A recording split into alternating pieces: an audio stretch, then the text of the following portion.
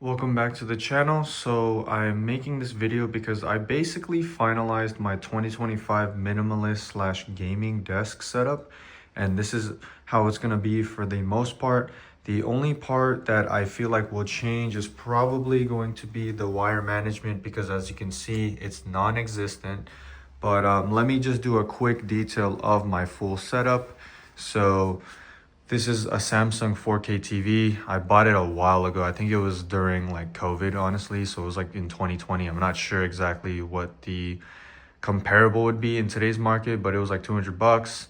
It's standing on this little monitor riser, which I bought on Amazon. I can link that below if you want one of those.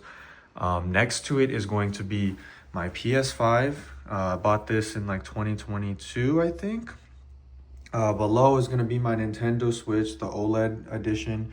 It is the Scarlet and Violet Pokemon edition, but yes. And lastly, on this area, like on the monitor riser, we do have the Final Fantasy music box. It's for the opening theme.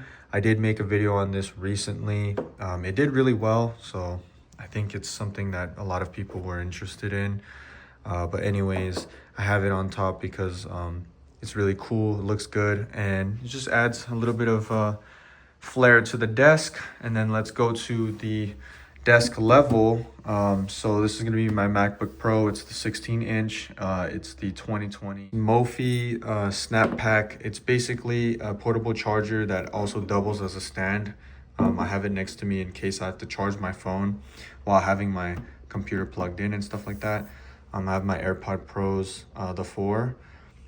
And then lastly, the desk is going to be the Gear. I think I made a quick video on this. It is a standing desk and it is fully adjustable. I think it goes from like 30 inches, 31 or 32 inches to like 46. I usually keep it around 36 to 37 because that's about the height that I would like to work at if I'm sitting.